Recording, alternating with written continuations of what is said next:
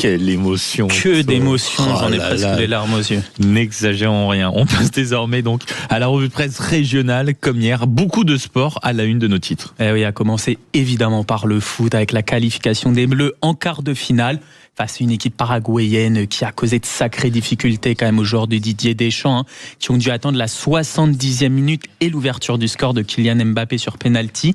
Les Bleus toujours plus haut, titre la dépêche du dimanche. Les fantômes de 98 eurent largement le temps de ressurgir dans les têtes, note le journal, alors qu'à l'époque, l'équipe de France avait dû attendre les prolongations et ce fameux but en or de Laurent Blanc. Pas besoin d'attendre aussi longtemps cette année, donc, mais tout de même de nombreuses similitudes. Une équipe paraguayenne venue pour défendre et énormément de gestes d'anti-jeu. Le rêve américain des Bleus continue, retrouve-t-on du côté de la Voie du Nord, alors que Sud-Ouest se contente d'un simple mission accomplie. Un homme sur la une, c'est évidemment Kylian Mbappé, tout sourire, point fermé. Et l'autre sujet sportif mis en avant ce matin, c'est évidemment le Tour de France. Ça a débuté hier du côté de Barcelone. Et là aussi, on en parle dans Sud-Ouest. Ça démarre très fort, écrit le journal. Un homme mis en avant, c'est Jonas Vingegaard, vainqueur hier du premier contre-la-montre.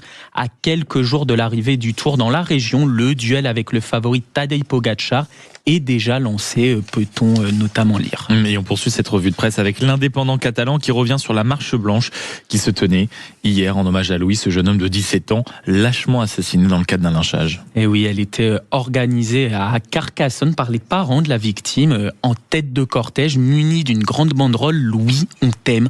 Ils étaient plusieurs centaines à répondre à l'appel. Le journal partage le discours poignant de son père.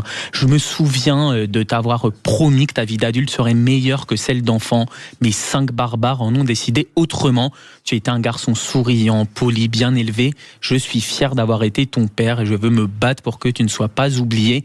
Le quotidien régional décrit un hommage qui a été véritablement chargé d'émotions et qui s'est conclu par un jeté de ballons blancs dans le ciel. Et autre sujet dont on parle ce matin, notamment dans la dépêche, c'est l'audition des gérants.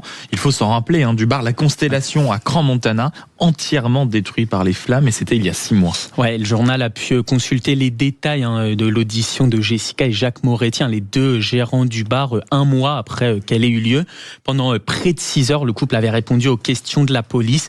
Et Jessica Moretti, ce qu'on retient, c'est qu'elle rejette toujours sa responsabilité dans le drame qui a causé 41 morts, on le rappelle. Je n'ai pas fait fermer la sortie de secours, c'est absurde, dit-elle. Mais ce qu'on découvre en réalité, c'est que les enquêteurs s'interrogent quand même sur plusieurs éléments. D'abord, les nombreux sinistres qui ont touché des biens appartenant au couple ces dernières années. Ensuite, la présence de produits inflammables retrouvés dans les décombres. Mais aussi, on a pu retrouver des SMS envoyés par Jessica Moretti dans lesquels on voit qu'elle était parfaitement consciente du danger d'un potentiel incendie à cause de la mousse au plafond. À noter qu'aujourd'hui, le couple tente de reprendre ses activités commerciales. Ils ont déposé une demande afin de rouvrir 2 de leurs établissements ensuite. Oui, et d'ailleurs, il y a une pétition qui a été créée pour s'opposer à ce qu'ils puissent reprendre leurs activités. Elle recueille déjà plus de 28 000 signatures. Merci beaucoup Thomas Ragneux pour cette revue de presse. Donc c'était un plaisir que de vous retrouver durant toute cette saison à 8h et 9h. Et c'est ce que je disais tout à l'heure, vous étiez le premier arrivé, souvent le dernier à partir. Et rien que ça, un petit coup de chapeau. Il est 9h08 et dans une poignée de minutes sur Sud Radio, Jules Boscherini fait son retour dans le studio pour son journal des sports.